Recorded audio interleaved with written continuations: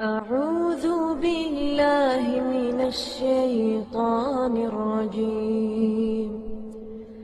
بسم الله الرحمن الرحيم.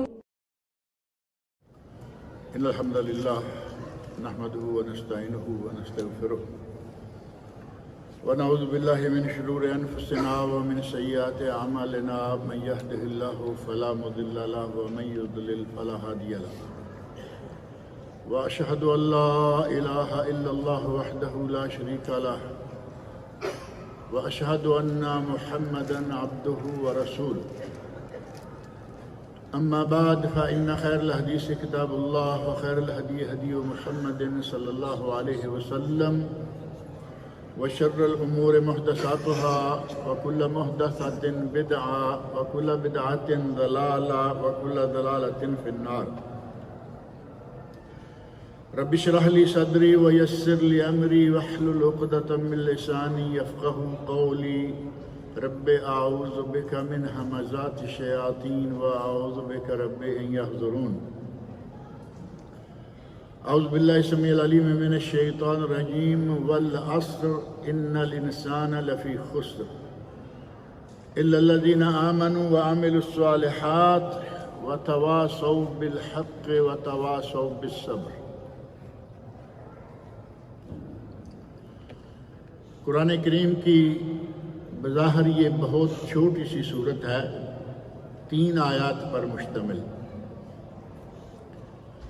اور یہ بات یقیناً آپ کے علم میں ہے کہ قرآن کریم کی چھوٹی چھوٹی 2-3 اور بھی صورتیں ہیں۔ سورۃ النصر، اس کی بھی 3 ہی آیات ہیں، اذا جاء نصر اللہ، اور اسی طرح سورۃ الکوثر، اِنَّا أَعْطَيْنَاكَ الْكَوْثَرَ۔ تینوں صورتوں کی 3 صرف آیات ہیں، اتنی بظاہر چھوٹی ہیں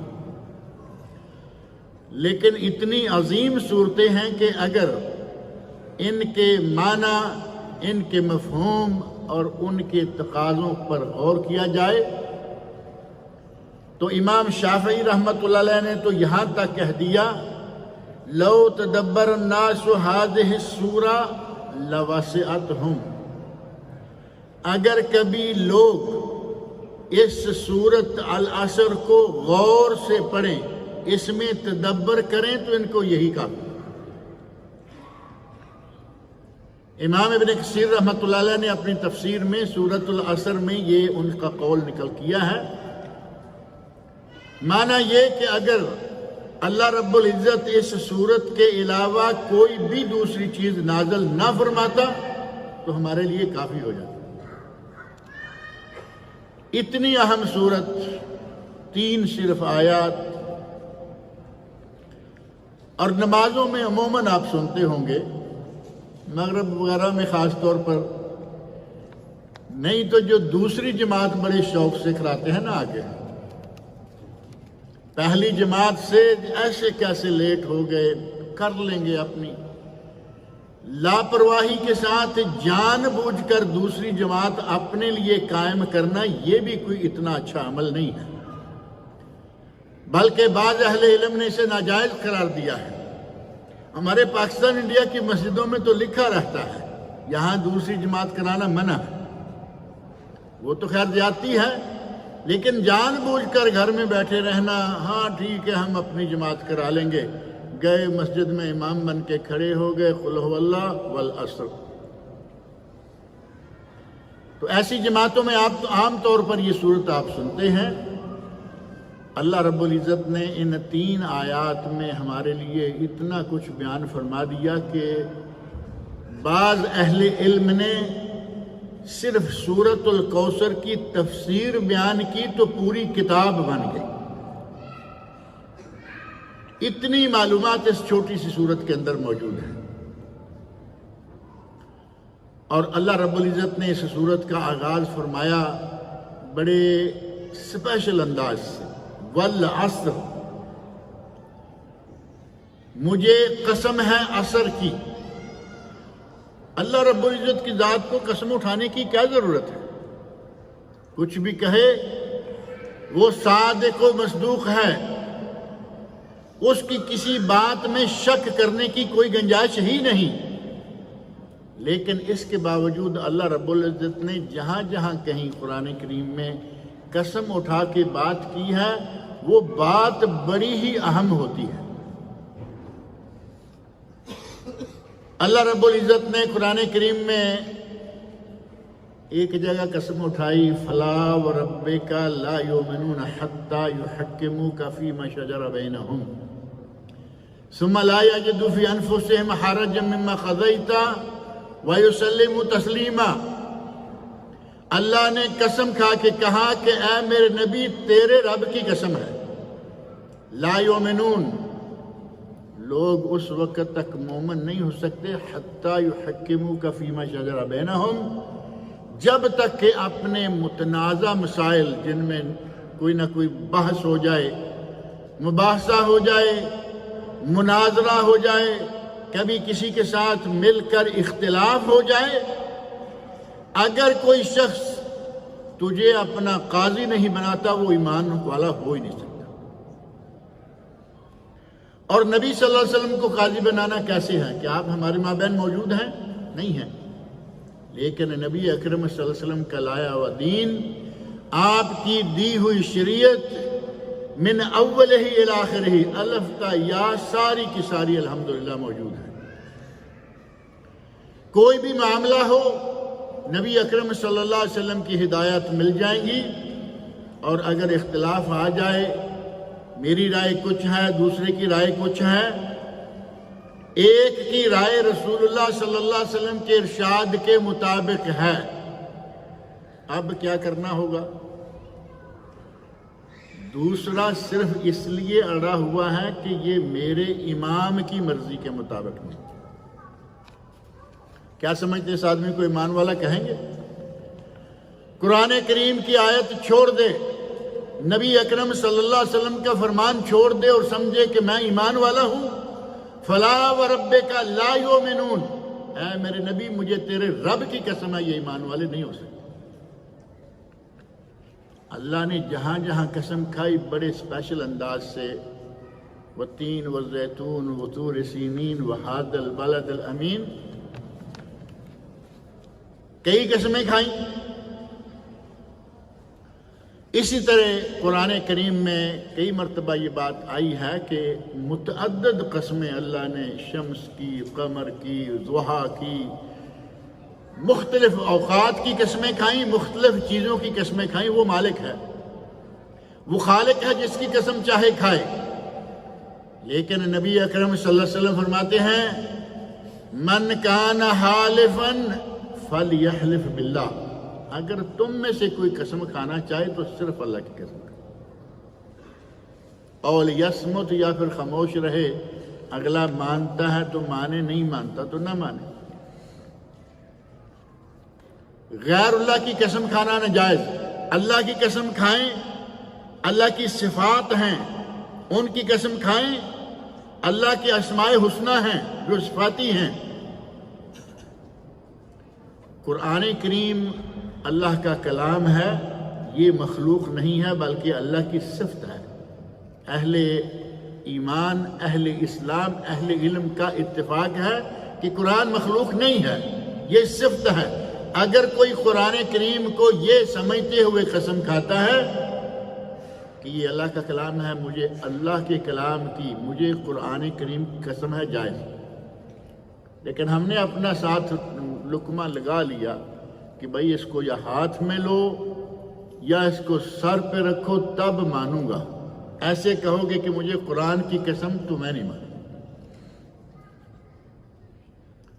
قرآن کی قسم کھانا جائز، لیکن جو کلام الہی ہے مراد وہ ہے، کاغذ کتہ مراد نہیں، جو کلام الہی ہے۔ غرض یہ کہ اللہ رب العزت جس کی قسم کھائے چاہے کھائے، لیکن ہمیں آرڈر دے دیا نبی اکرم صلی اللہ علیہ وسلم نے کہ صرف اللہ کی۔ ہمارے یہاں تو قسمیں بڑی مشہور ہیں نا، تیری قسم، تیرے سر کی قسم، میرے بچے کی قسم، میری بیوی، ایسے کھلا کھول دیتے ہیں بازار، بچوں کی قسمیں، بیویوں کی قسمیں، اپنی قسمیں، سامنے کی قسمیں۔ سامنے والے کو تو بہت ڈرانے کے لیے کہتے ہیں نا، تیری قسم، وہ کہے گا نا بھائی، اور سمجھ یہ رکھا ہے کہ اگر میں نے قسم کھا لی اور قسم جھوٹی تو یہ مارا گیا. حالانکہ یہ دنیا میں ضروری نہیں ہے، اللہ رب العزت کے ہاتھ میں ہے، دنیا میں کسی کو عذاب دے لے یا آخرت میں، لیکن جھوٹی قسم کھانے والے کو سامنے والے کا کیا قصور ہے؟ اللہ رب العزت نے فرمایا والعصر، مجھے قسم ہے عصر کی. اور امام علامہ شنقیطی رحمۃ اللہ علیہ نے اضواء البیان فی تفسیر القرآن اپنی تفسیر ہے، انہوں نے اس میں لکھا ہے کہ عصر سے مراد ایک تو یہ زمانہ ہے جس میں ہم چل رہے ہیں، قومیں آ رہی ہیں، قومیں جا رہی ہیں، امتیں آ رہی ہیں، امتیں جا رہی ہیں، دن نکل رہا ہے، رات آ رہی ہے. ایک تو یہ ہے، اور سب سے زیادہ صحیح یہی ہے، قسم ہے مجھے زمانے کی جس میں یہ سب کچھ ہو رہا ہے. دوسرا قول یہ ذکر کیا کہ یہاں عصر سے مراد انسان کی اپنی زندگی ہے، یہ بھی تو زمانہ ہے. 50 سال، 100 سال، 200 سال، 900 سال، 950 سال، کوئی جتنا بھی جیتا ہے وہ اس کے لیے زمانہ ہے. اس کے اندر وہ جو کچھ کرتا ہے اس کی قسم. اور ایک یہ بھی کہا گیا کہ عصر سے مراد نماز عصر بھی ہے. بعض اہل علم کہا والعصر، صاف سی بات ہے، عصر قسم ہے عصر کی. اور عصر کی اگر قسم نماز کے بارے میں کہا جائے تو اس کے لیے قرآن کریم نے اس کی نماز عصر کی اتنی اہمیت بیان فرمائی ہے. قرآن کریم میں اللہ تعالیٰ نے فرمایا حافظوا علی الصلوات والصلاۃ الوسطی، نمازوں کی حفاظت کرو، اور خاص طور پر وسطی درمیانی نماز کی. اور نبی صلی اللہ علیہ وسلم نے خود اس کی تفسیر بیان فرمائی کہ وہ درمیانی نماز نماز عصر ہے. اللہ تعالیٰ اہم چیزوں کی قسمیں کھاتا ہے، ممکن ہے کہ اس نے نماز عصر کی قسم کھائی. قسم کے 4 اجزاء ہوتے ہیں، سمجھ لیں تو اچھا ہے، لیکن یہ عام طور پر بھی مولویوں والی بات ہے. قسم کے 4 اجزاء. ایک ہے کہ قسم کس سے کھائی گئی، یعنی یہاں قسم کیا ہے، واو قسمیہ ہے، والعصر واو کے ساتھ ہے، قسم ہے عصر کی. دوسرا ہے مقسم، قسم کس نے کھائی، اللہ رب العزت نے، اللہ قسم کھا رہا ہے. تیسری ہے قسم کس چیز کی قسم کھائی، وہ ہے عصر کی. اور چوتھی چیز ہوتی ہے جواب قسم. جواب قسم کیا ہے، اللہ نے قسم کھائی مجھے قسم ہے زمانے کی، ان الانسان لفی خسر، کہ انسان خسارے میں. اتنی اہمیت دی اس بات کو بیان کرنے کے لیے قسم کھائی، اور فرمایا ان الانسان فی خسر، نہیں بلکہ ان الانسان، بے شک انسان خسارے میں. انسان کو انسان کیوں کہا گیا؟ کہتے ہیں الانسان مرکب من الخطا والنسیان، نسیان بھول جانے سے بھی انسان کو انسان کہا گیا. اور حضرت آدم علیہ السلام بھول گئے یا نہیں بھولے؟ آدم علیہ السلام بھول گئے. اور اسی طرح بعد شعراء نے کہا ہے فَإِن نَسِيتُ عُهُودًا مِنْكَ سَالِفًا، اے اللہ اگر میں تیرے ساتھ کیے ہوئے وعدے بھول گیا ہوں، فَاغْفِرْ، مجھے بخش لے. فَأَوَّلُ نَاسٍ أَوَّلُ النَّاسِ، مجھے بخش دے، سب سے پہلا انسان ہی بھول گیا تھا تو میں کون ہوں؟ ہمارے بابا آدم بھول گئے. انسان نسیان سے، بھول جانے سے، الانسان مرکب من الخطا والنسیان. اور اللہ رب العزت نے فرمایا وَلَقَدْ عَهِدْنَا إِلَىٰ آدَمَ مِن قَبْلِ، ہم نے آدم علیہ السلام سے معاہدہ کیا، معاہدہ لیا، فَنَسِيَ، لیکن وہ بھول گیا. وہ معاہدہ کہاں ہے؟ سورۃ البقرہ کے شروع میں وَلَا تَقْرَبَا هَٰذِهِ الشَّجَرَةَ، یہ جنت کی ساری نعمتیں تیری، ہر قسم کے پھل کھاؤ، مزے اڑاؤ، ولا تقربوا هذه الشجرة، دونوں میاں بیوی اس درخت کے قریب نہیں آنا، فنسیا، اللہ رب العزت فرمانا ہے کہ آدم علیہ السلام بھول گئے، ولم نجد له عزما، جیسے ہم غلطی اور گناہ کرتے ہیں آدم علیہ السلام کی اللہ نے صفائی دے دی، ان سے چوک ہو گئی، بھول ہو گئی، وہ قصداً ارادتاً وہ یہ کام کرنے والے نہیں تھے۔ تو آدم علیہ السلام بھول گئے، ہم بھی بھول جاتے ہیں، انسان نسیان سے یا انس سے، انس ہے نا محبت، انسان کی آپس میں ایک دوسرے سے محبت ہوتی ہے، تو انسان کا مرکب جو ہے وہ اس طرح ہے، فرمایا ان الانسان لفی خسر، انسان خسارے میں ہے، خسارہ دنیا کا، خسارہ آخرت کا، خسارہ مال کا، خسارہ مختلف طریقوں سے۔ اگر آدمی جہنم میں چلا جائے اس سے بڑا خسارہ اور کیا ہوگا؟ آدمی دنیا میں ہوتے ہوئے غضب الہی کا شکار ہو جائے اس سے بڑا خسارہ کیا ہو جائے؟ آدمی سے جنت چھوٹ جائے اس سے بڑا خسارہ کیا ہوگا؟ یہ بڑے بڑے خسارے ہیں، اور خسارہ پانے والے عام طور پر لوگ کون ہیں؟ سب سے بڑے خسارے اور سب سے بڑے خسارہ پانے والے سب سے پہلے نمبر پر کافر، جو اسلام نہیں لایا، ظاہر ہے کہ اس کے لیے دنیا میں تو اگر کچھ ہے سو ہے، آخرت میں اس کے لیے جہنم ہے، قرآن کریم نے یہ طے کر دیا۔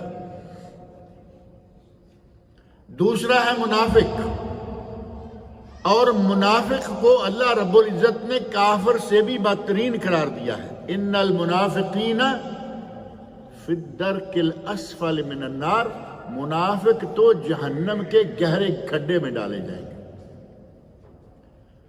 اور کیوں کافر سے زیادہ گہرے کھڈے میں یہ کیوں ہے؟ کافر کھلا ہوا ہے، مقابلے میں ہے، آؤ بھائی میں یہ کرتا ہوں تمہیں، یہ مسلمانوں کے اندر رہ کر، مسلمانوں کا نام لے کر، مسلمانوں کا نام اپنا کر، اور کوئی نہ کوئی عبادت وغیرہ سر انجام دے کے اپنے آپ کو مسلمان کہلواتا ہے، لیکن یہ مسلمان نہیں ہے، اندر سے یہ کافر ہے۔ کافر بڑے نقصان والا، منافق بڑے نقصان والا، مشرک بڑے نقصان والا۔ ان اللہ لا یغفر ان یشرک بہ ویغفر ما دون ذلک لمن یشاء، اللہ شرک کو نہیں بخشے گا، لیکن دوسرے جتنے بھی گناہ ہیں جن جن کو وہ جو چاہے معاف کر دے۔ یہ بات میں کئی مرتبہ پہلے بھی کہہ چکا ہوں، کبھی کبھی ٹیلی فون پر بھی بعض لوگوں کی باتوں میں آ جاتا ہے، کہتے ہیں اللہ شرک کو کبھی نہیں بخشے گا۔ یہ تو ہو گیا صحیح ترجمہ، کہیں گے اللہ شرک کو نہیں بخش سکتا، اس کے علاوہ جو گناہ چاہے وہ بخش دے۔ کیا یہ جملہ صحیح ہے؟ سکتا کا لفظ اللہ کی ذات کے ساتھ لگا ہی نہیں سکتے، کیونکہ وَهُوَ عَلَى كُلِّ شَيْءٍ قَدِيرٌ، اللہ تو ہر چیز پر قادر ہے، وہ چاہے تو کافروں کو بخش لے۔ قدرت ہے یا نہیں؟ اسے کو روکنے والا ہے؟ ترجمہ کریں کہ اللہ مشرک کو نہیں بخشے گا کیونکہ اس نے قانون بنا رکھا ہے، لیکن بخش نہیں سکتا یہ غلط ترجمہ ہے اور بہت زیادہ کیا جاتا ہے عموماً۔ اور مشرک کے بعد پھر مرتد، اسلام لا کر ارتداد کی طرف چلا جائے، یہ سارے لوگ بڑے بڑے خساروں والے ہیں۔ قرآن کریم میں ان لوگوں کی بہت ساری مذمت کی گئی، اور کسی ایک آیت میں نہیں، بہت ساری آیات میں۔ وَمِنَ النَّاسِ مَن يَعْبُدُ اللَّهَ عَلَى حَرْفٍ، لوگوں میں کچھ ایسے ہیں کہ وہ کچھ اس انداز سے عبادت کرتے ہیں، ان اصابہ خیر اطمأن، اگر کچھ بھلائی مل گئی تو ٹھیک ہے۔ عبادت بھی اس انداز سے کرتے ہیں کہ عبادت کرتے ہیں اگر کچھ فائدہ ہو گیا تو ٹھیک ہے۔ وَإِنْ أَصَابَتْهُ فِتْنَةٌ انقلب علی وجہہ، اگر کہیں آزمائش میں آ گیا، کوئی تکلیف آ گئی، نماز گئی، مسجد گئی، سب گیا، کہاں دیکھ لیا ہے نمازیں پڑھ پڑھ کے بھی کچھ نہیں ہوا۔ یہ کون ہے؟ یعبدون علی حرف، حرف کا معنی ہوتا ہے کنارہ، کنارے پہ کھڑے ہو کے عبادت کر رہے ہیں، مطلب یہ کہ اگر نعمت مل گئی تو ٹھیک ہے، نہیں تو ہم گئے۔ اللہ رب العزت نے ان لوگوں کی مذمت کی بڑے کھلے انداز میں، اور ارشاد فرمایا وَمَن يَتَّخِذِ الشَّيْطَانَ وَلِيًّا مِّن دُونِ اللَّهِ فَقَدْ خَسِرَ خُسْرَانًا مُبِينًا، جس نے اللہ کو چھوڑ کر شیطان کو اپنا ولی بنا لیا وہ کھلے ہوئے خسارے میں۔ یہ سارے منافق، کافر، مشرک، مرتد، یہ سارے ان آیات کے تحت آتے ہیں۔ اور فرمایا قد خسر الذین کذبوا بلقاء اللہ، جو اللہ کی ملاقات کے منکر ہیں وہ بھی خسارے میں۔ مسلمان تو منکر نہیں ہے نا، جیسے کیسے بھی ہمارے یہاں یہ ایمان تو ہے کہ انشاءاللہ مر کر اٹھیں گے، لیکن زبان کی حد تک قائم ہے ہمیں اس پر، ہمارے اندر یہ نہیں جاتا۔ یہ ایمان اگر ہمارے اندر بھی داخل ہو جائے نا تو پھر ہم سدھر جائیں کہ ہمیں اللہ کے سامنے کھڑے ہونا ہے، جواب دینا ہے، وہ نہیں، ہمارے دماغ میں نہیں بات بیٹھتی، لیکن زبان سے کہیں گے ہاں مرنا ہے، اللہ کے سامنے جانا ہے۔ بدعتی اہل خسارہ میں سے ہوگا، سود خور، حدیث میں جو نبی اکرم صلی اللہ علیہ وسلم کے ارشادات ہیں، ساری باتیں ذکر کہیں تو بات لمبی ہو جائے گی۔ سود خور خسارے میں ہوگا، ناحق قتل کرنے والا خسارے میں ہوگا، لوگوں کی عزتیں اچھالنے والا خسارے میں ہوگا، لوگوں کا باطل طریقے سے مال کھانے والا خسارے میں ہوگا۔ باطل طریقے تو معلوم ہے نا، جو حلال نہیں ہے وہ باطل ہے اور وہ حرام ہے، اور جو لوگ ایمان میں حلاوت نہیں پاتے بلکہ گناہ میں حلاوت پاتے ہیں وہ لوگ بھی خسارے والے ہیں۔ اللہ رب العزت نے، نبی اکرم صلی اللہ علیہ وسلم نے ان لوگوں کی طرف اشارے کر دیے کہ یہ لوگ خسارہ پانے والے ہیں۔ فَأَمَّا مَن تَابَ وَآمَنَ وَعَمِلَ صَالِحًا فَعَسَىٰ أَن يَكُونَ مِنَ الْمُفْلِحِينَ، اگر کوئی گناہ گار توبہ کر لے، ایمان لے آئے، توبہ کر لے، تو قریب ہے کہ وہ فلاح پانے والوں میں سے ہو جائے گا۔ اللہ نے فرمایا وَالْعَصْرِ إِنَّ الْإِنسَانَ لَفِي خُسْرٍ، انسان خسارے میں ہے، سارے کے سارے انسان ہی خسارے میں ہیں، لیکن ان لوگوں میں سے مستثنا کون ہے؟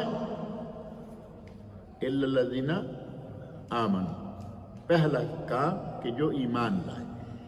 اب ایمان بھی جیسے میں نے عرض کیا نا کہ آخرت پر ہمارا ایمان ہے، لیکن ہمارے دل میں نہیں ہو بیٹھتا، ہم جو مرضی کرتے جاتے ہیں، اللہ کے سامنے کھڑے ہونے، جواب دینے کا تصور ہمارے دلوں میں جمع ہوا نہیں ہے۔ اسی طرح کہ ہمارا سارا ایمان، ایمان کے چھ ارکان تو معروف ہے نا، ان میں سے ہم سب یاد کیے ہوئے ہیں، لیکن وہ ایمان کی حقیقت کیا ہے ہم اس سے بہت دور ہیں۔ إِلَّا الَّذِينَ آمَنُوا وَعَمِلُوا الصَّالِحَاتِ، جو ایمان لائے اور انہوں نے نیک عمل کیے۔ ایمان نیکی کرنے سے بڑھتا ہے اور گناہ کرنے سے گھٹتا ہے۔ ہمارے بعد بڑے بڑے علماء، بڑے بڑے ائمہ اس معاملے میں آ کے ٹھوکر کھا کے کہتے ہیں جی ایمان قائم ہے، ایک ہی جگہ رکا ہوا ہے، نہ وہ کم ہوتا ہے نہ وہ زیادہ ہوتا ہے، جبکہ قرآن کریم میں اللہ رب العزت نے سورۃ الانفال کی آیت نمبر 2 میں فرمایا الذین اذا ذکر اللہ، وہ لوگ جن کے سامنے اللہ کا ذکر کیا جائے، وجلت قلوبہم، ان کے دل دہل جاتے ہیں، وَإِذَا تُلِيَتْ عَلَيْهِمْ آیَاتُهُ، اور جب ان کے سامنے اللہ کی آیات پڑھی جاتی ہیں، زادتہم ایمانا، تو وہ آیات ان کے ایمان میں اضافہ کر دیتی ہیں۔ ایمان بڑھا یا نہیں؟ قرآن کہہ رہا ہے کہ ایمان بڑھتا ہے، گناہ سے گھٹتا ہے۔ اب عالم چاہے کوئی کتنا ہی بڑا کیوں نہ ہوگا، کیا قرآن کے مقابلے میں اس کو مانیں گے؟ قرآن کہہ رہا ہے زادتہم ایمانا، اللہ کی آیات کے نتیجہ میں اس کا ایمان زیادہ ہو جاتا ہے، اور جیسے جیسے گناہ کی طرف جائے گا ایمان کم ہوتا جائے گا، مانے کوئی یا نہ مانے۔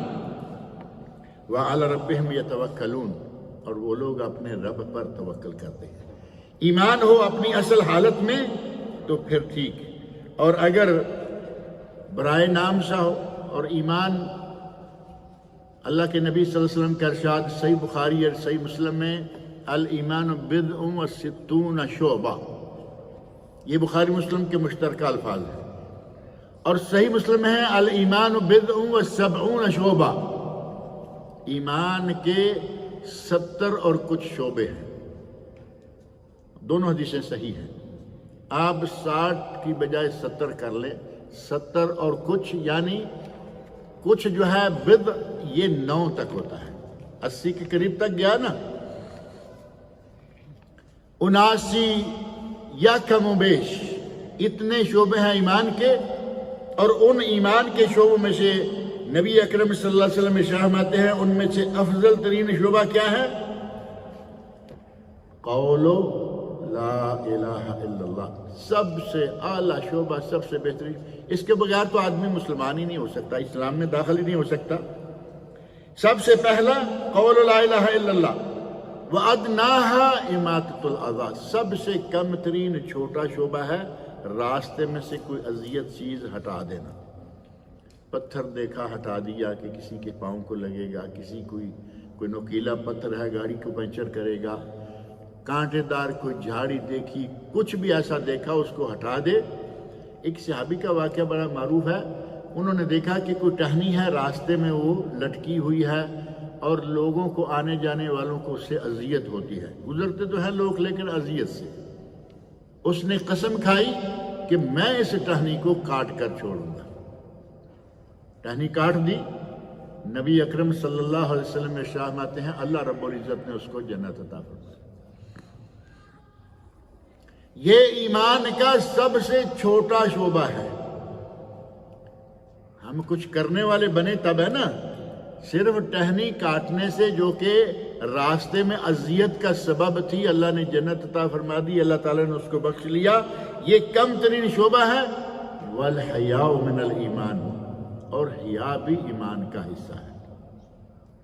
حیا شرم کرنا جو آج کل بڑی مہنگی ہو گئی ہے، ماں باپ کے سامنے بیٹھ کر اولادیں وہ باتیں کریں گی کہ کبھی کسی زمانے میں بھائی بھائی آپس میں نہیں کر پاتے تھے، بھائی بھائی، چھوٹا بھائی بڑے بھائی کے سامنے وہ بات نہیں کرتا تھا، آج ماں باپ کے ساتھ وہ باتیں کی جاتی ہیں۔ کتنی حیا کی کمی ہوتی جا رہی ہے، غیرت اور حیا دونوں چیزوں کا سلسلہ جو ہے وہ کم سے کم تر ہوتا جا رہا ہے۔ ہمیں چاہیے کہ اسلام ہی نہیں بلکہ اسلام سے تھوڑا آگے بڑھیں، ایمان تک آئیں، اور اگر ایمان اور عمل صالح دونوں کا جوڑ ہو جائے تو پھر ہم ایسے بہترین اعمال، ایسے اچھے طریقے سے اعمال سر انجام دیں کہ ایمان سے احسان تک پہنچیں۔ احسان کا تعارف معروف ہے نا، جو حدیث ہے 5 ارکان اسلام والی، اس میں پوچھا حضرت جبرائیل امین نے کہ احسان کیا ہے؟ نبی سے فرمایا ان تعبد اللہ کأنک تراہ، تم اللہ کی عبادت ایسے کرو جیسے کہ تم اللہ کو دیکھ رہے ہو۔ وَإِن لَّمْ تَكُن تَرَاهُ فَإِنَّهُ يَرَاكَ، اگر اس درجے تک نہ پہنچ پاؤ کہ تم اللہ کو دیکھ رہے ہو تو کم از کم ایسا تو ہو کہ تم نماز پڑھ رہے ہو تو تمہیں معلوم ہو کہ اللہ مجھے دیکھ رہا ہے۔ اگر اللہ مجھے دیکھ رہا ہے تو ظاہر ہے کہ ہماری حرکات جو ہے نماز کے اندر وہ رک جائیں گی۔ ایک عام سا افسر ہوتا ہے، اس کے سامنے ہم ایسے ٹینشن ہو کے کھڑے ہوتے ہیں، جب اللہ کے سامنے آئیں تو اتنی لاپرواہیاں شروع ہو جاتی ہیں۔ اللہ رب العزت نے فرمایا اِلَّا الَّذِينَ آمَنُوا وَعَمِلُوا الصَّالِحَاتِ، اکیلا ایمان بھی کافی نہیں ہے، ایمان اور عمل صالح ان دونوں کا جوڑ، بلکہ ایمان اگر صحیح ہے تو اس کی دلیل عمل صالح ہے، برہان ایمان کی عمل صالح۔ سارے غلط کام کرتا رہے اور پھر کہے میں ایمان والا ہوں، یہ نشانیاں ہی نہیں ہیں ایمان والوں۔ اور عمل صالح کے بغیر کوئی بھی ایمان جو ہے، کسی کا بھی ایمان کامیاب نہیں دے سکتا اس کے فائدہ۔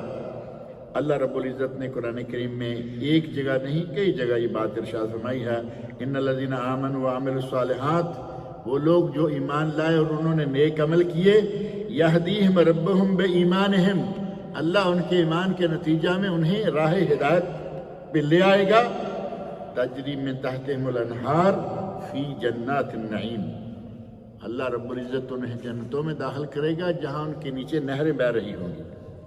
ان الذین آمنوا وعملوا الصالحات کانت لہم جنات الفردوس نزلا، سورہ کہف کی 107 آیت۔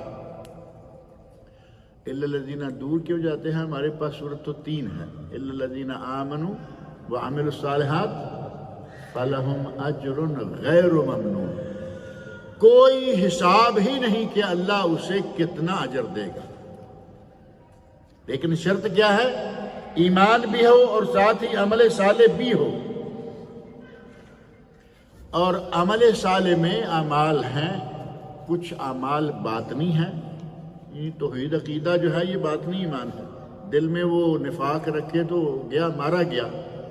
توحید ہو، نبی صلی اللہ علیہ وسلم سے محبت ہو، کسی کو کیا معلوم ہے محبت ہے یا نہیں ہے، بظاہر دعویٰ کرتا رہے مسلمان بھی ہوں، محبت بھی کرتا ہوں، اندر سے جڑیں کاٹتا رہے سنت رسول کی، تو وہ محبت نہیں ہوگی۔ اہل ایمان سے محبت ہو، اہل بیت سے محبت ہو، یہ سارے اعمال باطنہ ہیں۔ اور اللہ کے لیے اخلاص، اخلاص تو ظاہر ہے کہ دل کی عبادت ہے، اسی کو دوسرا تو پہچان نہیں سکتا، یہ صرف اللہ جانتا ہے کہ یہ میرے لیے کر رہا ہے یا نہیں کر رہا۔ اور جو ظاہر اعمال ہیں ان میں سے کچھ وہ ہیں جو اللہ اور بندے کے مابین ہیں، نماز ہو گئی، روزہ ہو گیا، زکوٰۃ ہو گئی، حج ہو گیا، یہ اللہ اور بندے کے تعلق سے۔ اور کچھ وہ ہیں جو بندے اور بندے کے تعلق سے اعمال صالحہ، ماں باپ کے ساتھ حسن سلوک کرنا، عزیز و اقارب کے ساتھ حسن سلوک کرنا، رشتہ داروں کے ساتھ حسن سلوک کرنا۔ اور صرف رشتہ داروں کے ساتھ حسن سلوک پہ بس نہیں، اللہ رب العزت نے قرآن کریم میں، نبی اکرم صلی اللہ علیہ وسلم نے تو اپنی احادیث میں یہاں تک فرمایا کہ جانوروں کے ساتھ بھی حسن سلوک کریں۔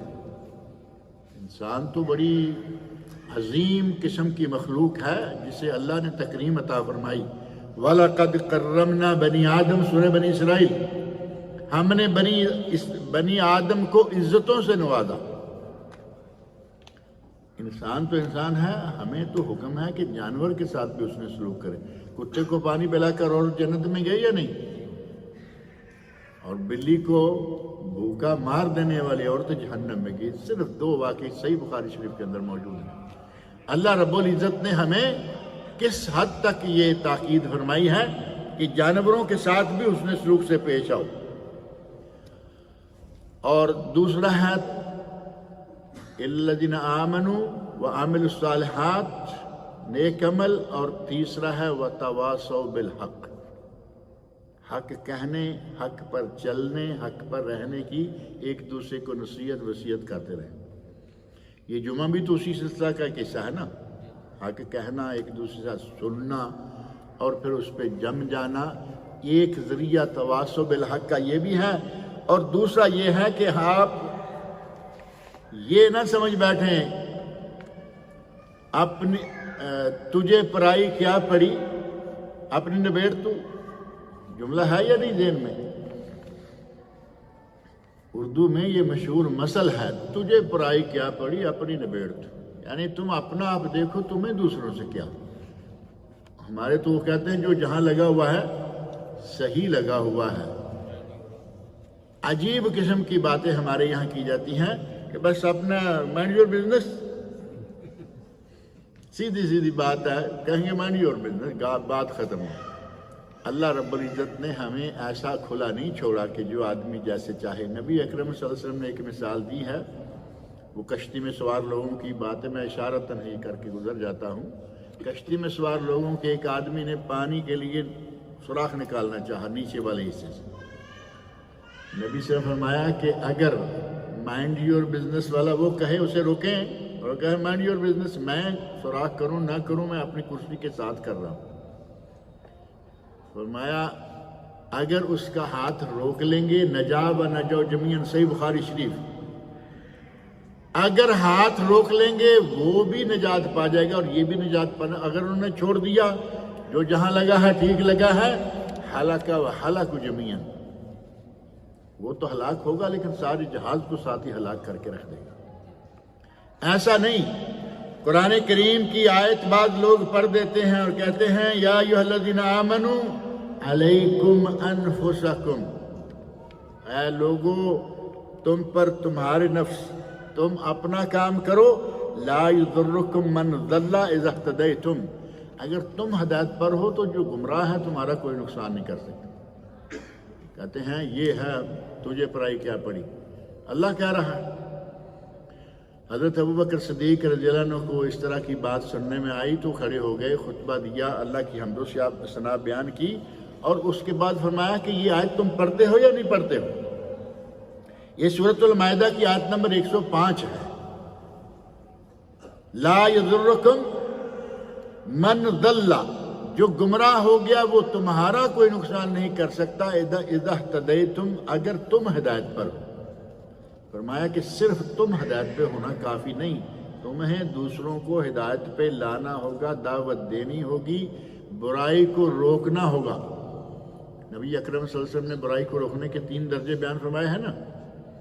من رعا، صحیح مسلم میں حدیث ہے، من رعا منکم منکرا فلیغیرہ بیدہ، جو برائی دیکھے قوت بازو سے روکے، وَإِن لَّمْ يَسْتَطِعْ فَبِلِسَانِهِ، نہیں تو پھر اپنی زبان سے آواز اٹھائے اس برائی کے خلاف، وَإِن لَّمْ يَسْتَطِعْ فَبِقَلْبِهِ، اگر یہ بھی نہیں کر سکتا تو پھر وہ اپنے دل سے برائی کو تو برا سمجھے اور برے کو بھی برا سمجھے۔ ہمارے یہاں نہ برائی کو برا سمجھتے ہیں نہ برے کو برا سمجھتے ہیں، اس کے ساتھ وہی پیں گے، تم جو چاہے کرتے رہو۔ ہمارے یہاں جو صحیح معنوں میں موالات ہے اس کی سمجھ ہی نہیں کہ موالات ہوتی کیا ہے۔ اہل ایمان سے پیار اور اہل کفر و عصیان لوگوں کے ساتھ صرف ضروری اور مجبوری کے تعلقات، لیکن ہمارے ان سے بھی اتنے ہی پیار ہوتے ہیں جتنے دوسروں سے۔ حضرت ابوبکر صدیق رضی اللہ عنہ کھڑے ہو گئے اور فرمایا انا سمعنا رسول اللہ صلی اللہ علیہ وسلم یقول، ہم نے نبی صلی اللہ علیہ وسلم کو یہ فرماتے ہوئے سنا ہے، یا ایھا الناس، اے لوگو، ان الناس اذا رأوا المنکر، لوگ اگر برائی کو ہوتے ہوئے دیکھیں، لا یغیرونہ، اور وہ اس کو منع نہ کریں، اس کو روکے نہیں، اس برائی کا خاتمہ نہ کریں، نتیجہ کیا ہوگا؟ اوشک ان یعمہم اللہ بعقابہ، تو قریب ہے کہ برائی کرنے والے بھی اور یہ خاموش تماشائی بھی اللہ سب پر اپنا عذاب نازل کرتے ہیں۔ برائی کرنے والا ہی نہیں، گندم کے ساتھ کیا کہتے ہیں، گندم کے ساتھ گھن بھی پس جاتا ہے۔ اس وقت جب اللہ رب العزت عذاب دے گا تو فرمایا کہ ممکن ہے کہ اللہ سب کو اکٹھا کر کے ایک ہی لائن میں رکھ لے، لہذا امر بالمعروف اور نہی عن المنکر کا فریضہ یہ ہماری ذمہ داری ہے اور ہمیں ادا کرنا چاہیے، اور اس کا طریقہ کار جو ہے وہ قرآن کریم میں اللہ نے فرمایا ادعو الی سبیل ربک بالحکمہ والموعظۃ الحسنہ وجادلہم باللتی ہی احسن ان ربک هو اعلم بمن ضل عن سبیلہ وهو اعلم بالمہتدین۔ یہ سورۃ النحل کی آیت نمبر 125 ہے۔ فرمایا کہ تم اللہ کے راستے کی طرف لوگوں کو دعوت دو حکمت اور دانائی کے ساتھ اور خیر خواہی کے ساتھ، گلے نہ پڑو، آرام سے لوگوں کو بتاؤ کہ بھائی یہ جائز ہے یہ ناجائز ہے۔ حضرت جریر بن عبداللہ رضی اللہ عنہما صحابی ہیں، کہتے ہیں بایعت رسول اللہ صلی اللہ علیہ وسلم علی اقام الصلاۃ و ایتاء الزکاۃ والنصح لکل مسلم، میں نے بیعت کی رسول اللہ صلی اللہ علیہ وسلم کے دست مبارک پر کہ میں نماز پڑھوں گا، زکوٰۃ دوں گا اور ہر مسلمان کے ساتھ خیر خواہی کروں گا۔ دعوت و ارشاد میں خیر خواہی ہونی چاہیے۔ یہ ڈنڈا مار دعوت جو ہے نا وہ کامیاب نہیں ہوتی۔ ایک آدمی کو آپ آرام سے سمجھائیں، امید ہے کہ وہ سمجھ جائے گا۔ آپ نے دیکھا آدمی کوئی چھوٹی موٹی غلطی کر رہا ہے، الٹے ہاتھ سے پانی پی رہا، آپ اس کے چھوٹ کے گلے پڑ جائیں گے تو نتیجہ کیا نکلے گا؟ مان جائے گا وہ تو الٹا آپ کے بھی خلاف ہو جائے گا اور آپ کی باتیں بھی نہیں مانے گا۔ وہی بات اگر آپ پیار سے سمجھائیں گے تو اس کو بات سمجھ میں آ جائے گی۔ وَتَوَاصَوْا بِالْحَقِّ وَتَوَاصَوْا بِالصَّبْرِ، حق بات کہیں گے تو کیا خیال ہے مزے سے رہیں گے؟ یہ بھی تو بات ہے نا۔ امر بالمعروف، حضرت لقمان رضی اللہ عنہ نے اپنے بیٹے سے یہ بات کرتے ہوئے انہیں باقاعدہ حکم دیا تھا، انہیں کہا تھا کہ بیٹا یا بنیا، اے میرے بیٹے اقم الصلاۃ، نماز قائم کرو، وامر بالمعروف، نیکی کا حکم دو، ونہا عن المنکر، اور برائی سے لوگوں کو روکو، واصبر علی ما اصابک، اب برائی سے روکو گے، نیکی کا حکم دو گے، کوئی نہ کوئی آگے سے پتھر مارے گا، اگر ایسا ہو تو فرمایا صبر کرو، ان ذالک من عزم الامور، یہ دعوت اور ارشاد کا کام عام نہیں ہے کہ تمہیں کوئی گالی نہیں دے گا، تمہیں کوئی برا نہیں کہے گا، تمہارے سامنے نہ صحیح پیچھے گالیاں نہیں دے گا، یہ عزم الامور بہت عظیمت والے کاموں میں سے ہے، لیکن نصیحت اور خیر خواہی کے ساتھ کرو، یا ایھا الذین آمنوا اصبروا وصابروا، ایمان والو صبر سے کام لو، ورابطوا واتقوا اللہ لعلکم تفلحون، صبر کی بنیاد رکھی، کہا کہ تمہیں اس راستے میں تکلیفیں آئیں گی، اذیتیں آئیں گی، تم یہ صبر کے ساتھ برداشت کرنا۔ نبی اکرم صلی اللہ علیہ وسلم صحیح بخاری مسلم کے حدیث میں فرماتے ہیں وَمَن يَتَصَبَّرْ يُصَبِّرْهُ اللَّهُ، جو صبر کرتا ہے، صبر کرنا چاہتا ہے، اللہ اسے صبر عطا کر دیتا ہے۔ اور وَمَا أُعْطِيَ أَحَدٌ عَطَاءً خَيْرًا وَأَوْسَعَ مِنَ الصَّبْرِ، کسی کو بھی صبر سے بہتر خیر اور بلائی کوئی نہیں دی۔